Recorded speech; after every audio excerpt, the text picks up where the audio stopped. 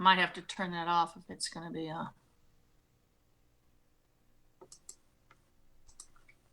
be a distraction.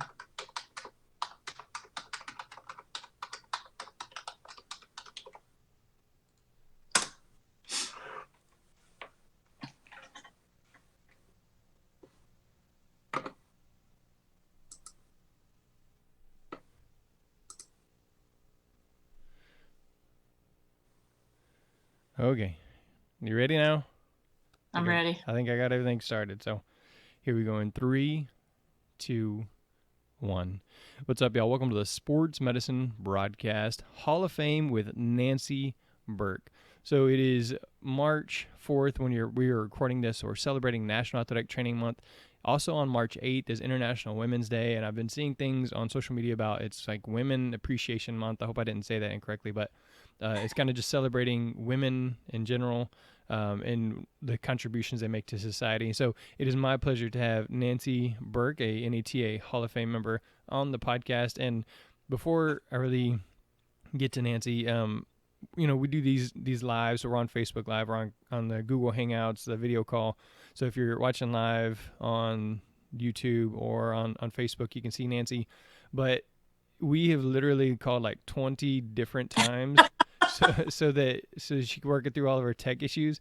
And as we talk about her story, you're going to understand just how hardworking she is. But just knowing that she was not going to give up, knowing that she was not going to just let this Google Hangouts defeat her is just a really cool story. Just to show who she is and her character. So Nancy, thanks for joining me on the Sports Medicine Broadcast. Well, thank you very much, Jeremy, and pointing out that I'm a tech nerd, but there's a way to make things work. We'll figure it out eventually. Yes, ma'am. So this is sportsmedicinebroadcast.com/Nancy Burke. Again, sportsmedicinebroadcast.com/Nancy Burke. All right, so she's going to be kind of sharing her story throughout, but since she is recently retired, since being certified in 1975 with somewhere around 4 decades worth of athletic training experience, Nancy, what does retirement look like for you? Well, I thought I would retire in Williamsburg and play a lot of golf and go out. I have a little pontoon boat and go out in the James River. And I found I was bored really quickly. So I have been involved with, I have a small consulting company, ATs in public safety. So I've been putting out recently a couple of audio PowerPoints on YouTube to help athletic trainers who are interested in entering into the world of public safety, how to make that entrance, how to make your business plan, your business proposal, and how to follow through on it. I receive anywhere from 3 to 4 phone calls or emails a week, especially recently, and I'm answering the same questions. So I thought I might as well just put that out there and make it easier and then get more serious conversations going. I've also recently been asked to participate on an NATA committee, and I'm just very excited to be able to use what I have, now that I have it, just to let it sit there, it just doesn't seem right for me anyway. Okay, so that's interesting. Tell me a little bit more, because I actually see that question a lot on social media, Facebook, Twitter. Mm-hmm. I want to work with the police department or the fire department or this kind of thing. How do I get started? And, I've talked to Dina Kilpatrick before, Yeah. probably a year and a half ago, Yeah. and, she kind of pointed us in that direction. But tell me just a little bit more about your business, like where can we find it? Somebody wants to get into that, what's the best way to contact you there? And then just a little bit more about that consulting business that you started there. Sure. My entrance in public safety was accidental. Most all of us who are in the high school collegiate setting, even in professional settings, have police officers at our events for, security and whatever. And as they saw what I did as an athletic trainer on the field, then I would begin to get questions such as, I did this to myself, what do you think I could do? Or my buddy did this and so and so. And I would be very clear that I couldn't treat them. I'd give some recommendations of where to go.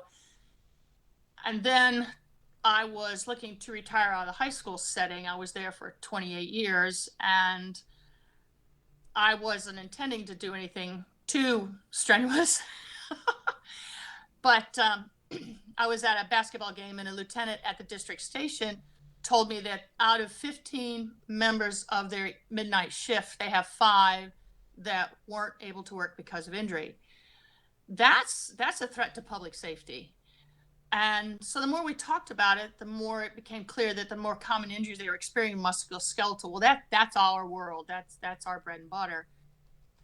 A few days later, I received a call from the same lieutenant saying that they had a officer injured on midnight. Sorry, we're losing my setup here. Like I said. So just again talking about the stick to it, and she's using duct tape to tape her phone up so that she can do the podcast. Thanks for sharing. Yeah, duct tape solved everything. Yeah, but, so just awesome. All right, continue. The officer. So anyway, so they had an officer directing traffic midnight in the rain, and a drunk came right at him, and he stepped back into a pothole and destroyed his ankle. He went to the ER. The doctor said, you have to see a orthopedist right away. Want to get you into a care plan. On the workers' compensation panel, they couldn't get an appointment for 2 weeks. We all know the sooner that you're seen, the better the plan can start. So I received a call. On the panel is all of us who work in our world. The workers' compensation panel of physicians has a number of orthopedists that we probably know. I called one of them, asked for access. Could he see them in the next 24 hours? He said, sure, no problem. Well, then I found out that in public safety, nobody has taken that move to ask your panel physicians, could you expedite your evaluations like you do for the high school or college athlete? They've never been asked. So got to make the ask. So I saw him, and they want him into rehab right away. Well, again, going back to the panel providers, it would be 2 weeks before getting into a therapist. So I thought that was horrendous. That would have been 4 weeks before that officer could have started their plan. And that's when I thought there might be something worth investigating. Put together a 1-page letter to a commander who handled the finances and administered the work plan for leave, medical leave, restricted duty leave. And then he said he would shop it around, which I took to mean thanks, but no thanks. And then a couple of weeks later, I get an email that let's talk. In that point, I put together a whole massive proposal for him using a lot of NATA materials and a lot of research that I had done on injuries in law enforcement, as well as researching my own particular local district department, county department. We met for lunch, and we decided to try a pilot program for 3 months. And then, because we didn't know, we didn't know if it'd be benefit to the department or if it'd be benefit to me. I had to get something out of it, not money, but I had to get something out of it. So I went as a volunteer for 3 months, and quickly realized we had something there. With recruit injuries, one recruit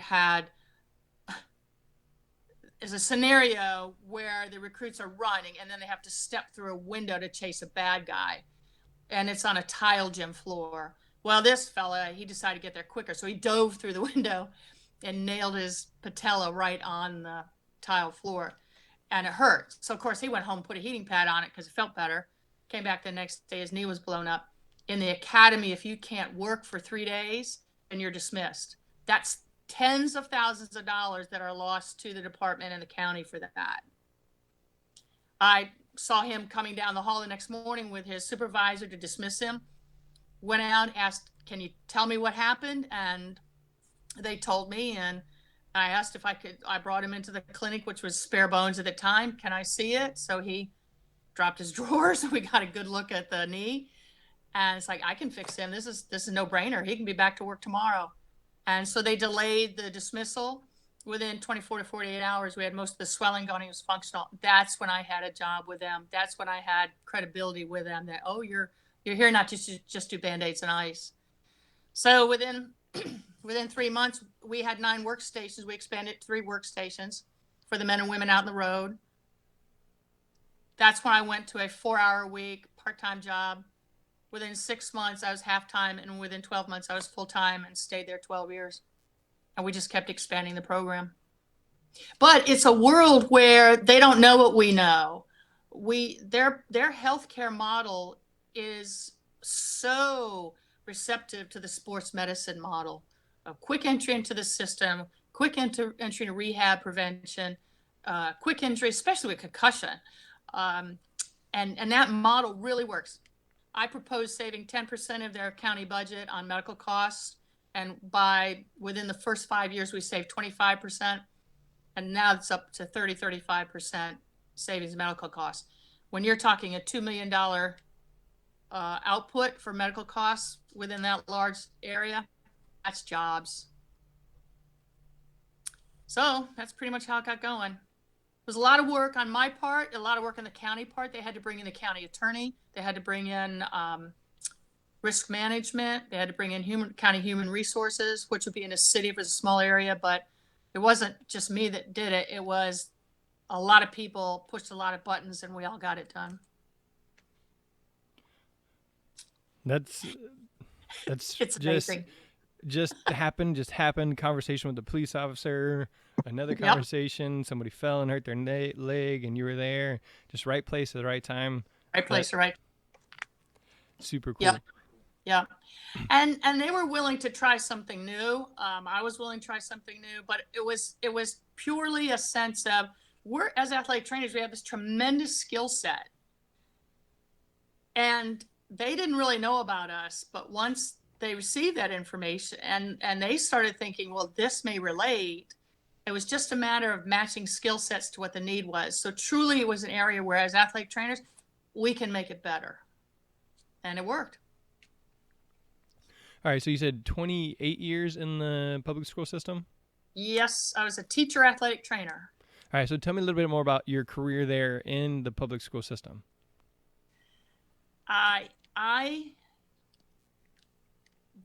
started as a teacher in Southwest Virginia only, and missed the athletic training tremendously. So I went to graduate school at Eastern Kentucky, and then I came home to Northern Virginia without a job. At that time, there was an athletic trainer in a local high school. In Fairfax County, there were, I think, 15 high schools at the time. Now there are 29. It's huge, huge metropolitan area outside DC. And there was another high school that was looking at having an athletic trainer after meeting this fellow, Larry Nottingham. So I ended up working with there for a couple of years, and then transferred to a new high school that was on the western end of the county, and stayed there for 28 years. Larry and we worked with two physicians. We formed our own little sports medicine society, and we educated students to help different athletic trainers out. We did not allow the students to work with coaches in the place of an athletic trainer, but they were allowed to recognize certain things. We've limited what they could do, but it was a great program. As time went on, Larry and I, being present at various athletic events where things happened to the other team, we were able to care for those other team members, and their parents were so appreciative that they started pressuring their own individual schools to hire an athletic trainer. So I have to say that the presence of a high school athletic trainer and the parent input made that happen in Fairfax County. Currently now there is one full-time athletic trainer at every high school, and also one part-time athletic trainer at the high school, who usually is a teacher athletic trainer. And it was just tremendous area. I never wanted to do high school. I wanted to be a Division I athletic trainer, where all the cool stuff is.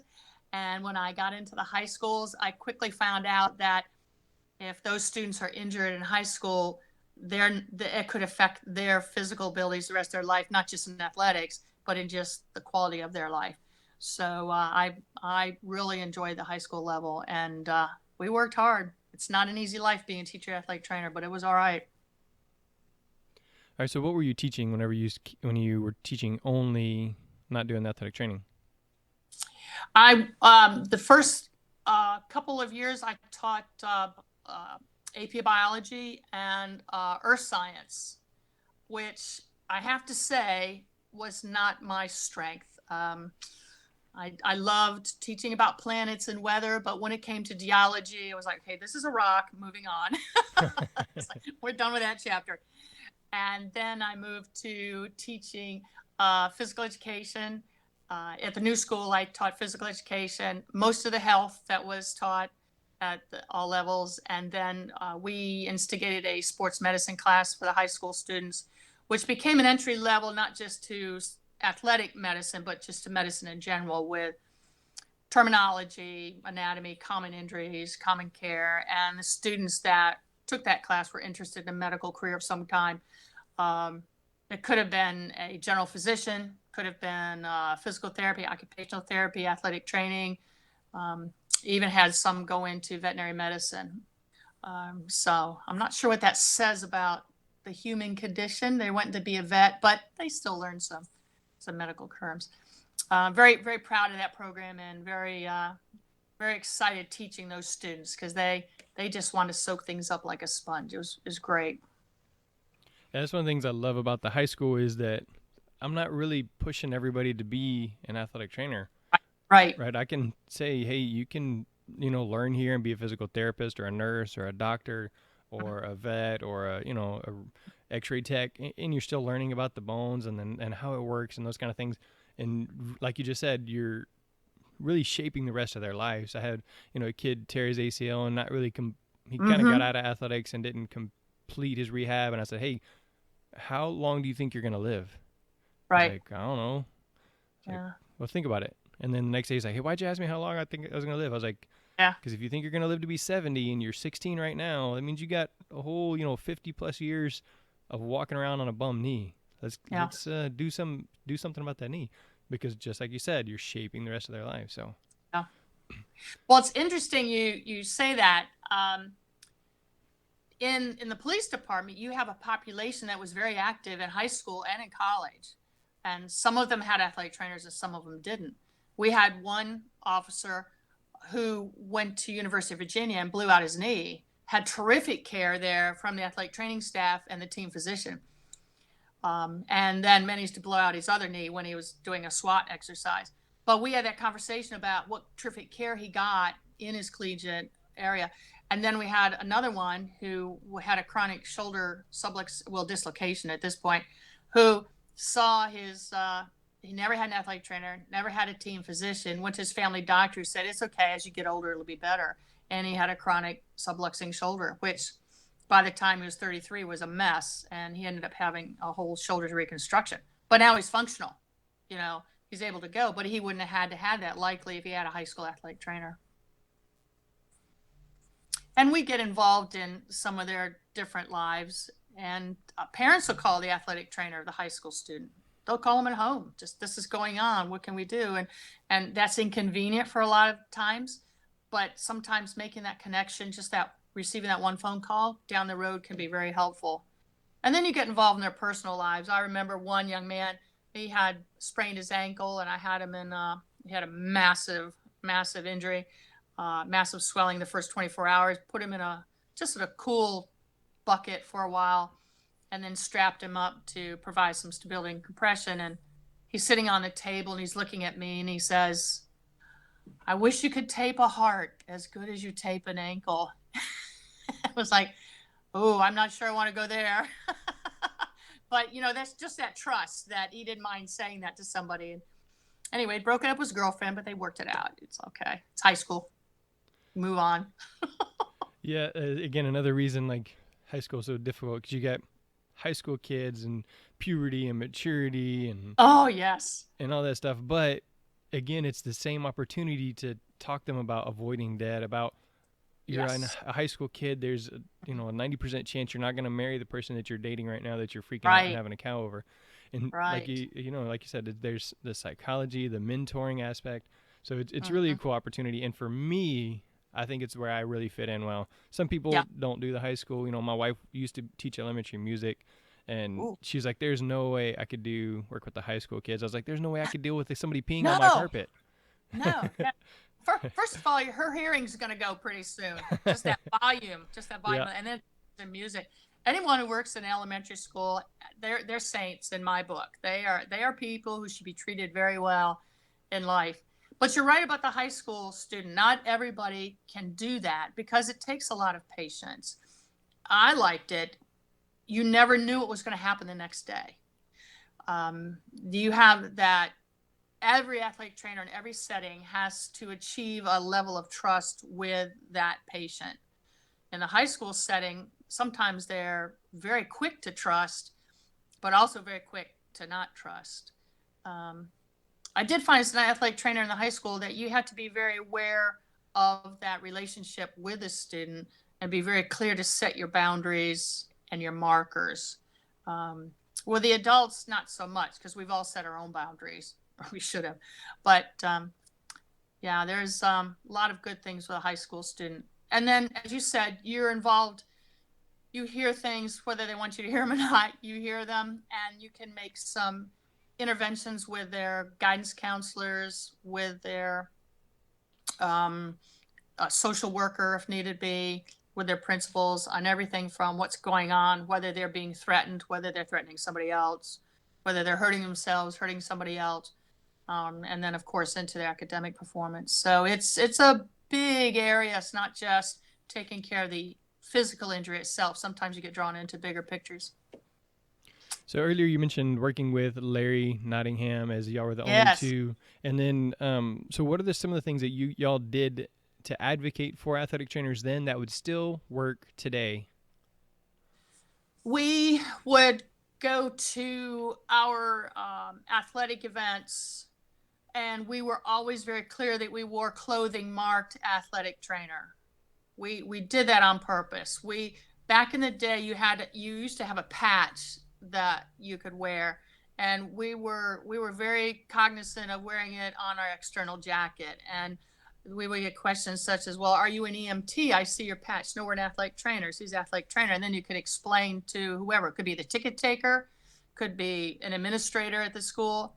We went to coaches meetings, the county coaches meetings, so where all the football coaches met. One of us would do a little presentation there about care and prevention, especially things with heat in Virginia. Or late August is just dog days. It's just awful. So, and and I have friends and all who work in Texas and everything. So it's just awful. The humidity and the heat. It's just well, there you yourself. We would go to PTA meetings, and we would talk to the parents there. Not all those parents were parents of athletes, but they still had the interest of the school children themselves. We would go to county superintendent meetings. We met with school board members, and we did this not to push. We just went to give them an information chat, little information about athletic trainers. This is what's happening in our schools. And then as we went to other schools where we were on the sidelines, we would make sure to meet with that other coach, meet with that other athletic director, and just tell them if anything happens with you all. I'd be happy to come over and do an assessment, do an evaluation, whatever your protocol is. At one school, during a freshman football game that I just happened to go to, it was an away game, so I didn't have to go, but it's near my parents' house, so I went for dinner and went to the game. They had an ankle dislocation on the freshman team. He planted his foot and he got tackled brutally. And as we all know, you can see right away from the sideline, this is not good. So I went charging on the field, calling to the official as I went by, because they don't like you going on intermittently, calling the official as I went by. And I would say, "Mr. Official, I'm on the field. Mr. Official, I'm on the field." And I just kept saying that as I went out to the field. Saw right away what went on. We had all the equipment on the sideline. We had our Kramer vacuum splints. We had what we needed right there. I had a cell phone that I just called 911. And then once we got him stabilized and got him all together and had his coach talking to him, then the athletic director was there saying, "Okay, this is what's going to happen. They're going to come. I'm going to leave you the splint. Good to go. If you don't mind getting it back for me." Got to keep holding stuff. And who's your team physician? And he said, well, it's Dr. So-and-so. I said, would you like me to call Dr. So-and-so and tell him what's going on? And if he can meet the parents at the hospital. He said, that'd be great. And so we did that. Finished the game. It's all over. At the end of the game, as I'm leaving, carrying all my bags and all that, pulling the ice cooler, I had 5 parents descend on me. They were all Booster Club people. And the first thing I said was, how did we get one of you?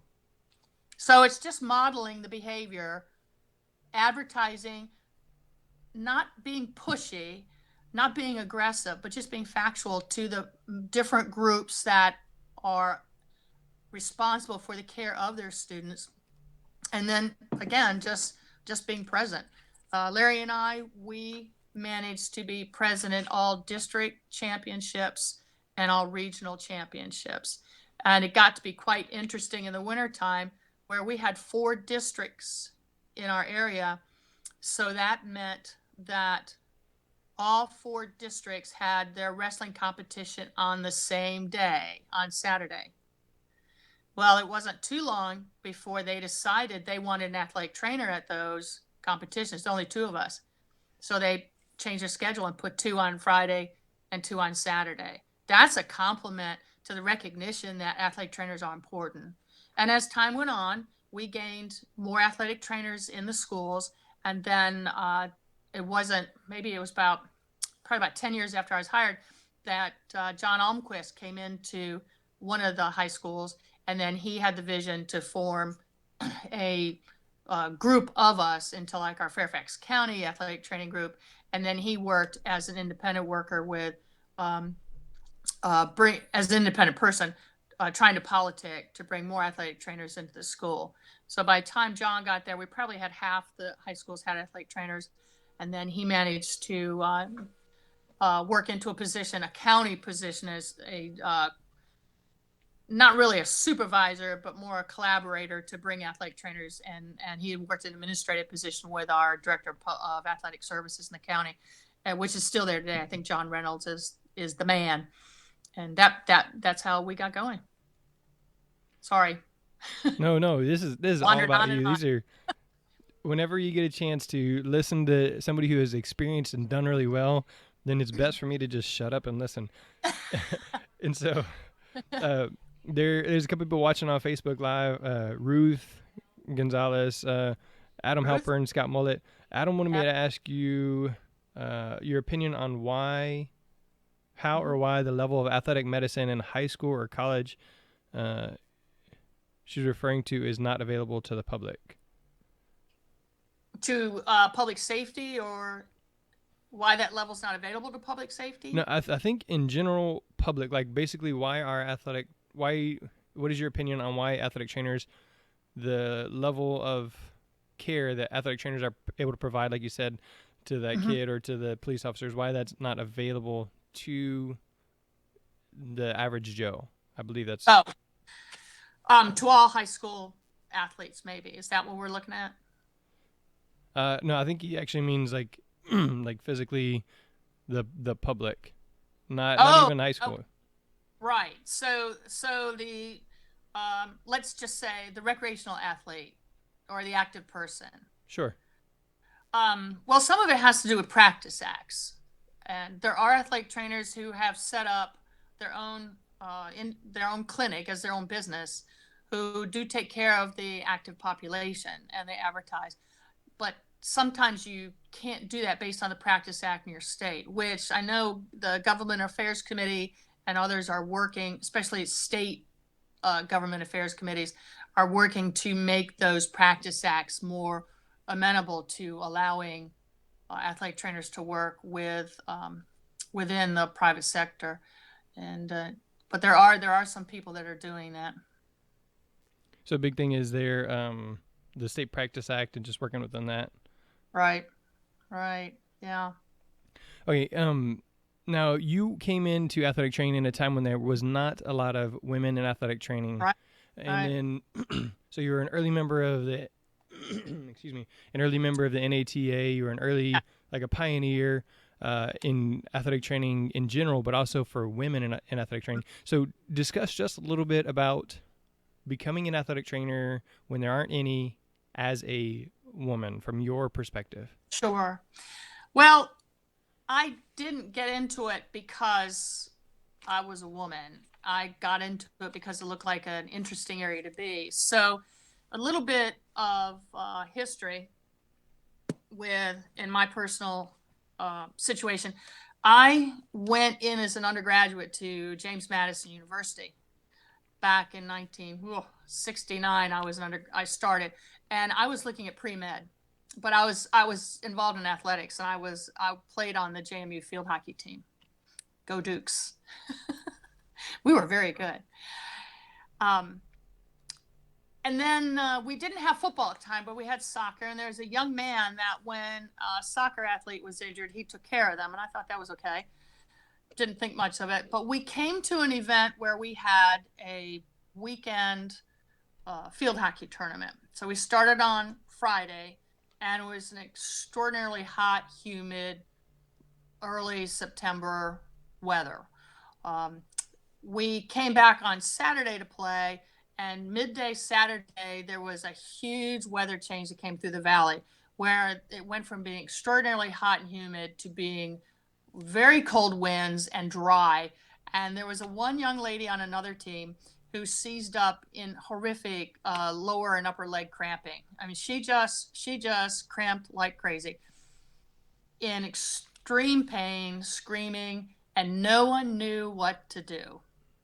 Now, my family background, my mother was a nurse, and I have physicians, nurses, PAs, techs in my family. So we grew up knowing that there's medical care for pretty much anything. But so it struck me that no one knew what to do for that young lady, and I thought, well, that's just not right. We need to be able to do that. So the second semester course catalog came out, and there was a class called athletic training. And I thought, I'm going to sign up for that. Well, I went to sign up for that, and it was not in the female curriculum. Only the fellas could take it. Huh. So I was like, well, this isn't right.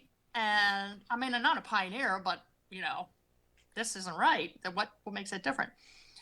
And this is pre-Title IX, so there's a lot, we had a lot of women's sports, but we weren't as organized as the fellas. So there was the professor who taught the class. I went and talked to him about that, and he says, well, we can't take the class. He said, but you can audit my night class. So we had an evening class for the local high school coaches.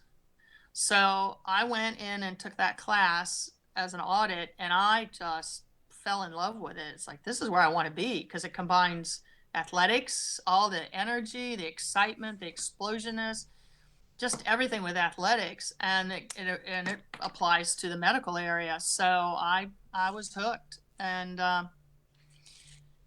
but I had then changed my degree to health and physical education to get because the jobs were in teaching.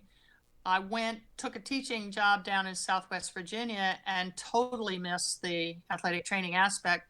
Kramer Corporation offered a summer class in athletic training that would be accredited class. Because when I was looking at my coursework to apply to a graduate level program, I had no coursework in athletic training. So I was like, I got to get something here. So I took that class, went back to the high school the following year, and did some skill level work with our local high school programs. And I had a doctor in town that was agreeable to what I was doing. So he was my medical supervisor, and he was a really great fella. He wasn't really sure what I did, but he thought it was great. And then I took the certification test, passed it. It was like, that was extraordinary. There was another lady in there with me. Would love to know who it was, but we were down in Raleigh and took it. I walked into the practical section, and sitting there is Joe Geek, Roy Donnelly. Not Roy Donnelly, Phil Donnelly, and Roy from Delaware. Oh my gosh, I can't believe I can't think of his name right now. That's so sad. Great guy. He's passed by now, but great guy. Hall of Famers, icons in athletic training, and I am little me going in taking a practical. It's like, okay, I figured I was screwed, but managed to pass the exam. So I took that in January, and in March I got the letter, and then had applied to Eastern Kentucky for their graduate program, and went in as their first graduate assistant as a lady, as a female in EKU, and did that program for a while, for that year, and then ended up being a teacher athletic trainer in a high school in Northern Virginia. So it wasn't necessarily trying to be a pioneer icon. It was something I was interested in, but being the first woman in some of those situations, it was new for the people that were there. When I interviewed at the high school, I was concerned that it would be an issue treating the male athletes, and that was on me. It wasn't on them. They didn't care. And I think we've all found out that if an athlete's hurt, they don't care who's there. Just fix me. And I never had an issue with glass ceiling. I know there are women who have. I found my greatest educators were the men. They had the history, they had the knowledge, and just teach me. Let me soak it up. And now we've got pretty much a level playing field with the education. And but athletic training's been good to me. I think it found me. I'm not sure I found it so much. They put that girl out there like right in your face, Nance. Come on, with your family background, you got to know that there's got to be something better that can be done. And it was good for me. So there were some times it wasn't so much fun, but everybody has that. It's all good. I think you kind of covered this earlier, but Adam also asked for what are some of the ideas that your networking or educating the community skills can be incorporated into the education curriculum? So how can we teach the new athletic trainers about these? So what are your thoughts there? Wow, the new athletic trainers. Now, I think we need to speak at the entry level, master's level, because that's where we're all going. Right. I think the new athletic trainers have a full plate. The program of studies by Katie and the role delineations, the standards, they're pretty full. I think what will be coming will be a business class of some kind, where the organization administration class may change to a healthcare administration class. And I know there's been discussion about that, bringing, quote, the business of athletic training, quote, into the curriculum. And I put business of athletic training in quote because there's so much information out there. On the NATA website, there's a lot. You'll have to dial down to find it. It's under revenue and reimbursement, I think. But yes, as athletic trainers, we don't know anything about business. We don't know anything about how to approach somebody in contracting, or how to approach somebody for hiring, or hire me, I'm great. You don't know me, but I'm going to make a difference. Yeah, well, show it to me, prove it to me. So there's good information on the NATA website on data on how the occupational athletic trainers made a difference, and as well as the public safety athletic trainer. But you're right, Adam. There needs to be more information given to not necessarily the first year, but just before somebody is actually going out into the workforce, on the business aspect. We were joking the other day that every student in high school should have a finance class. That should be required. And definitely if they don't get it there, then they should have it. That should be a baseline requirement in a university class, in a university setting. So I think it's coming, getting this information out to the students. But in some parts, they're going to have to seek that out. And mentoring, whoever their mentors are, should be helpful with getting, when you're a preceptor and you have that student with you, there should be a conversation about, well, what are you looking to do? How are you going to get there? What resources are you going to pull together? What are you going to do to make that job happen? You want a job in public safety. Great. What are you going to do to get that? And one of the first questions when somebody calls me says, I'm here in Podunk, Virginia, and I want to work with our fire department. Great. How do I get the job? Like, well, what have you done? How many officers do you have? What kind of injuries do they have? What kind of budget do they have? If they only have 25 officers, that won't sustain a full-time job. So what else are you going to do? Have you done any volunteer work with them? Have you volunteered to do any informational sessions with them on stretching, flexibility, injury prevention, heat awareness? What do you know about them that you can benefit them? So those are things I think a preceptor should be doing as well. I'm not sure that's in this preceptor handbook though, but if you're in an outreach setting as an athletic trainer, tell that student that you had, how did you get your job? What was your contract look like? What do your hours look like? Don't just have them in there and sitting and watching you. Actually have them do some brain work on what their future is going to be. Lead them to their future. Don't expect them to do it themselves. I love that. The mentoring, the talking with people, my coworker is retiring this year, and I got a pretty good relationship with the University of Houston Masters of Athletic Training program. And what I really want to be able to do is offer a interview to basically anybody that fits that is willing, that fits the bill, that is an actual possible candidate. That way they have experience interviewing. Even if, I know pretty much who I want, I still want to offer that opportunity saying, hey, I want you to go through the interview just so you know what it's like. Right. There are some programs that do model interviews, but there are some that don't. And so any exposure that a student can get to to an interview is great. Adding on to that, I want to be very careful how I say this, not to insult anybody, but if I am in a university, I need to graduate my students. So I have to, I want to make sure that they get the information they need to graduate, which means they can pass a written test, but can they do an interview?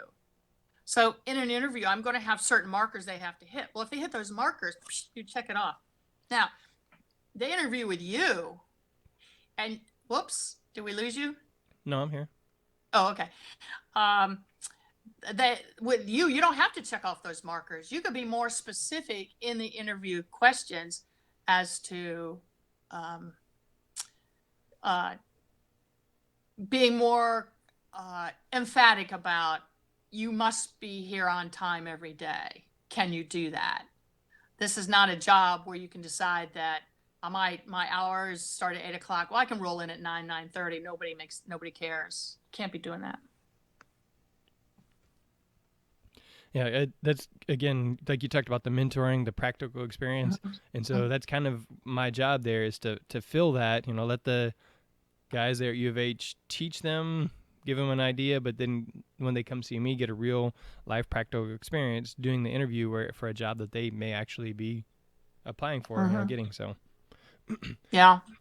You mentioned you were just in Chicago on I think an NATA committee meeting. What are some of the ways that you are still growing as an athletic trainer? Wow. I just can't emphasize enough the power of being with forward-thinking athletic trainers who are looking at, here's what our practice settings look like right now. What are they going to look like 10 years from now? Where's the healthcare model going? And not just for athletic trainers, but where's the healthcare model going for physician practices, for physical therapy practices, independent athletic training practices, Medicare reimbursement? Where's all that going? As a high school athletic trainer, when I started off, I could have cared less about that because it didn't affect me. I'm taking care of my kids. I'm good. But it does affect me because it comes into jobs. One of the things I can't promote enough is your NPI. When I was working with the police department, there is no reimbursement in Virginia at this time. We're working hard on it, but it's not here now. When I was working with the police department, I would fill out the CMS 1500 forms and send them to our third-party adjuster for two reasons. One is so that they could document exactly what level of care I was giving to our employees, even though they weren't paying me anything. I wasn't getting reimbursed, but it's just another way to document the care.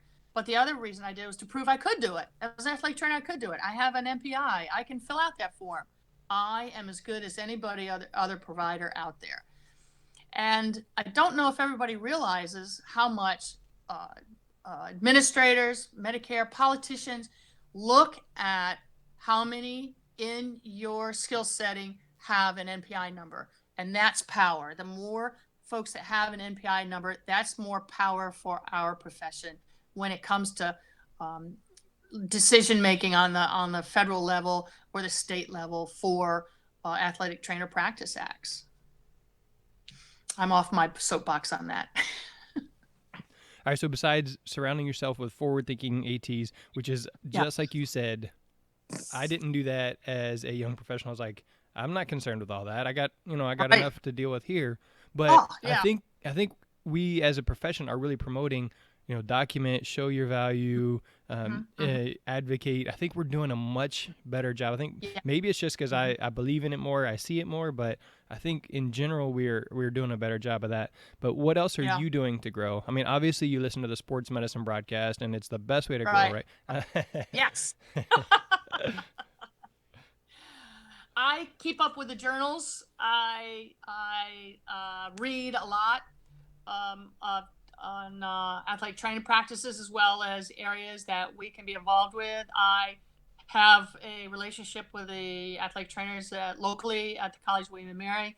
Um, just having conversations with them just broadens my perspective. Little nuggets they tell me I put away to see if I can use them sometime.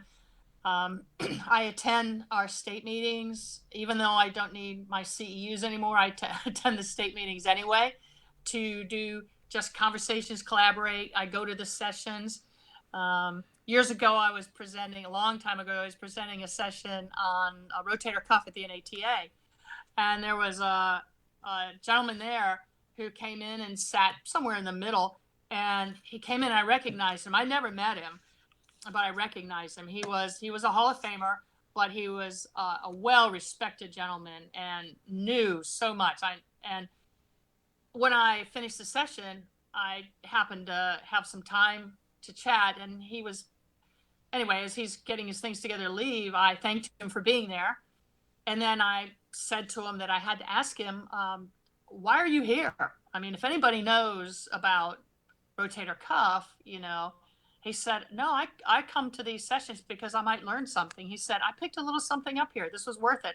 And I've never forgotten that. And so that's what I do. I go to our state meetings, I go to our district meetings, I attend the sessions. It broadens my horizon. It helps me make professional contacts with people. It helps me be able to talk to the younger people coming through who may think of us as old fuddy-duddies because back in the day we did things one way. Well, these young people need to remember that, yeah, back in the day we did some of these things one way. Like I don't know if you ever saw this back in the day, but you would take tough skin. You have a sprained ankle, you take tough skin and you paint the ankle with the tough skin all over the place. Then you'd wrap it in cotton roll. Then you'd put an ace bandage on it. I mean, nobody does that anymore. But even the old fuddy duddies don't do that anymore. So us old people, us old fuddy duddies, yeah, we change the ways we practice because our it calls for it. Our care of the athlete or of the person, it calls for us to change our ways. So I get to talk to some of these young people and see some of the things that they know and what they do. I keep up with some of the Facebook groups just to see what's going on. Sometimes make a comment or two.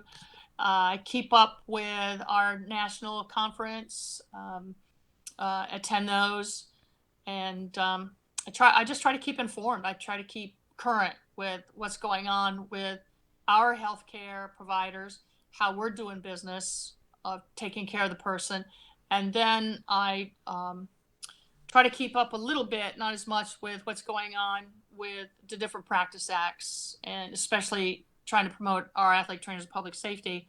That is a real impediment for athletic trainers who really want to do some good stuff in their state.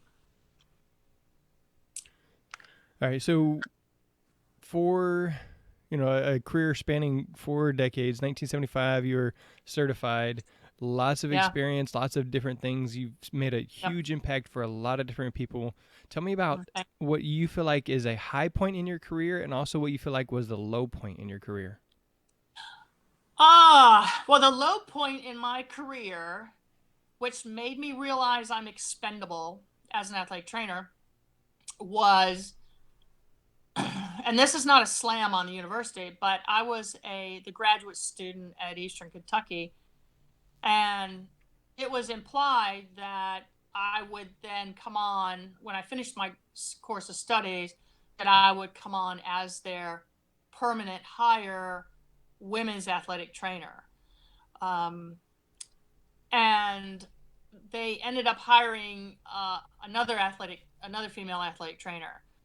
I was crushed. I was devastated because I had planned on just being a colonel as long as I lived, and I was beside myself, really. So I went home to mom and dad, and did some hard thinking. I went for a little hike up in the Blue Ridge, and had to have a chat with myself. Had to get down deep into the weeds with myself about what made you think that you were going to be God's gift to EKU.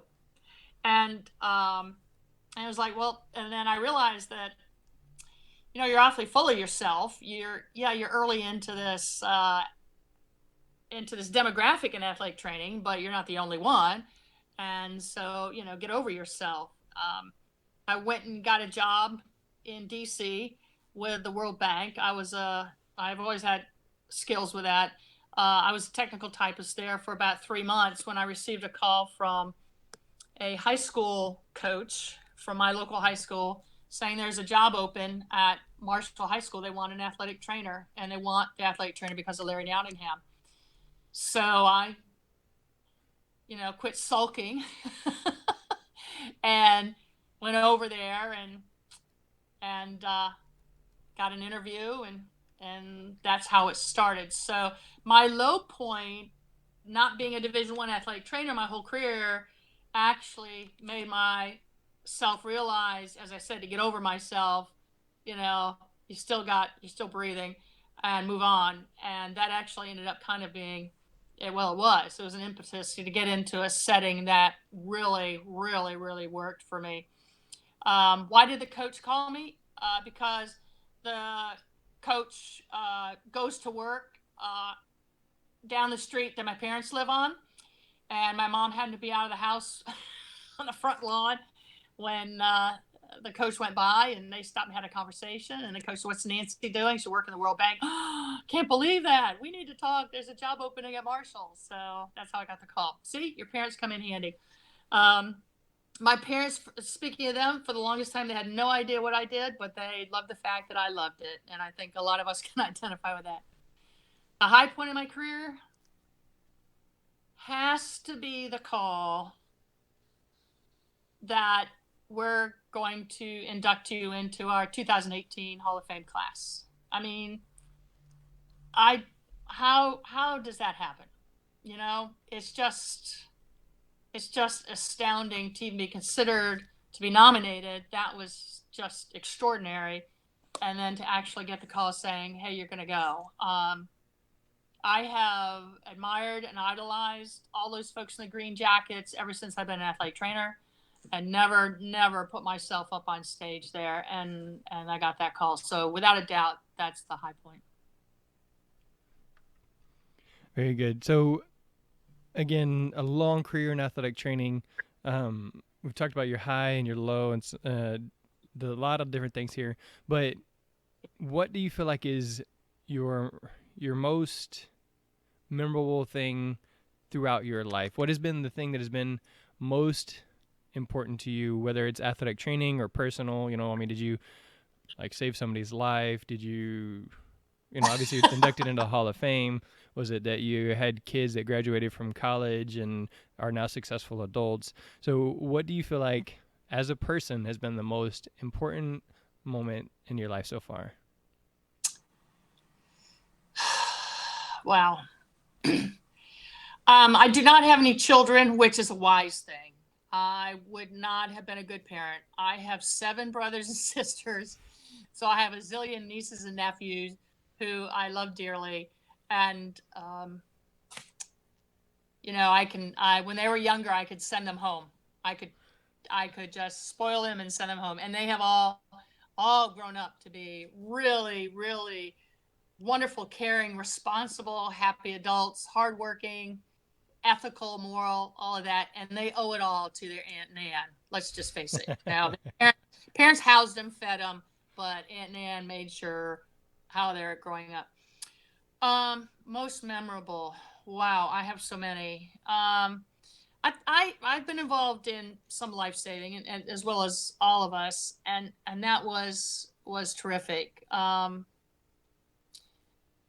think, wow. Um, Most memorable. That's going deep. So while you think, I'm gonna give you Yeah. just a second. So we're kind of rounding this out here. While Nancy Burke is considering one of the most memorable points of her life, I want to remind you that at NATA in Las Vegas, for sure, I will be at the Dragonfly Max Podcast Lounge, and so I would love for you to come meet me as as a listener of the Sports Medicine broadcast. I would love for you to come, just be part of it, shake my hand, say hi. There's also gonna be plenty of other people there, John Seco and Alicia Pennington, several other people there helping out, running podcast or being part of the Sports Medicine broadcast. But just come find us, say hi. I don't have the location or any of those details yet, but hopefully year after year you'll be able to find us at the podcast lounge there at NATA. So definitely come out and check us out there. All right, so Nancy, have you come up with one? Well, in the athletic training world, yes. One of my most memorable moments is sitting in the high school office uh, 25 years ago or so, and the phone rang, and I answered. This is Nancy Burke, and it said, "Nancy Burke, this is Marge Albom." I said, "Hi, Marge," thinking I was in trouble. I had done something I wasn't supposed to do, and I knew Marge from way back. That's another story. And she said, "We need presentations at the annual meeting. You're it. Pick a topic. Call me back tomorrow." And it was like, oh my gosh, what? But she pulled me into being involved in athletic training. She pulled me into getting involved in the NATA and also our district meetings. One of the difficulties, by the way, with athletic trainers going to district meetings, a lot of times they're in times when there's so much going on in the high school program. So people could work that out. But yeah, that was for athletic training. That was a memorable moment. It's like, get yourself involved here. We need people to be involved, and that really, and then doing that presentation and being in that meeting and having so many conversations really opened my eyes at how important it is for the members to go to those meetings and present. Although I do understand there are a lot of people liking to present now, which is good. But that was truly a memorable moment in my athletic training career. This year, I actually spoke at Trinity University, their sports medicine thing, and I'm Yeah. speaking at the Louisiana Athletic Trainers Association and at a Memorial Hermann one here in Houston. Good. Yes. Yeah. And so it's exciting for me. It's like you think that somebody physically asked me, "Will you speak?" It wasn't like I submitted, Yeah. but they Yeah. said, "Hey, I want you to speak," and so it's like, Yeah. whoa. Yeah. Yeah. You're interesting person. You've got skills. You've got knowledge. Come out and share it. Make it a better place. So good for you. Good for you. You're gonna have some fun times. Yeah, it's exciting just to be a part of that, to be asked, to be thought of well enough to do that. So yeah, and then it's incumbent on us when we come across that special person to say, "Hey, you need to do this. You need to get involved. You need to be doing this. Come tell us what you know." There you go. All right, so Pass it on. You mentioned your consulting business for public safety athletic trainers. What is the best way for somebody to get a hold of you? Go to the name of the business is ATs in Public Safety, and you can Google that. And my website is ncpsaf.org. Burke at So NC Burke, NCBURKEAT.com. All And right, then so go ahead. my phone number's on there and my email's on there. So that's good to go. So ncburkat.com, you get a hold of Nancy. I know there's a lot of people that want to get into the firemen, working with firemen or the police officers or even the military. I know you said you were testing out the call with Yep. Anna Sidori, and I know her Yes. husband Jay does Yes. stuff with the Good for Marines, both of them. or I think Yep. it's the Marines. Yep. Marines. Quanto. So lots of opportunities coming up there, and if you want to do that, if you want to create something new, get your stuff together, give Nancy a Yeah. call, and then work it out. Because obviously she knows how to make things happen. She has experience, and she likes to help people grow. And since she's bored in Yeah. retirement, she has nothing else to Ah! do. Just Monday and Wednesday I play golf. So, you got to watch out for that. There you go. So no business meetings on the golf course now. That's right. Well, yeah. Good. All right. It's good. So Nancy is also one of the founding members of the PSATs, or the Yes. Public Safety Athletic Trainer Society, and so I think your information is still on there. And again, that's another Yep. great resource for people who are looking for public safety stuff. But just being innovative, being a pioneer, but working hard and being passionate about something. As you can, like I said at the beginning, Nancy did not give up on this phone call. She just kept working. And it's the same thing you can see throughout her career. She just kept working hard, figured out, hey, this isn't where I'm supposed to be. Let me just keep working and figure out somewhere else. Keep speaking, keep improving. Yeah. So it's another just opportunity for you. Again, Nancy, it was a fun conversation and a pleasure to meet you. Well, it's my pleasure. And you asked me to do this. So that's why I kept after about how we're going to make this work.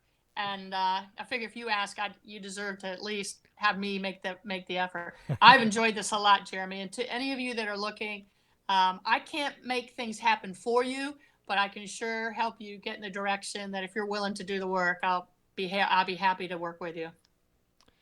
Awesome. Those of you that were listening live, I know Adam, Scott, Ruth, and I think there was somebody else there checking out the live chat this time. Thanks for joining us and asking your questions. I definitely want to continue to mention, obviously I said Dragonfly Max will be there at the booth. Hoist Hydration, Myotech is my newest sponsor there. And then my hydration preferred equipment is Frio Hydration, so definitely check out Frio Hydration and tell them you heard about the Sports Medicine Broadcast for a special little discount. sportsmedicinebroadcast.com/Nancy Burke. sportsmedicinebroadcast.com/Nancy Burke. So for Jeremy, for Hall of Fame member and just a really cool person, Nancy Nancy Burke, that is a wrap. Thanks. Thank you. All right, so it's still streaming live right now. Some people are like, all right, are the mics dead? So it's still streaming live, but I'll stop that in just a second.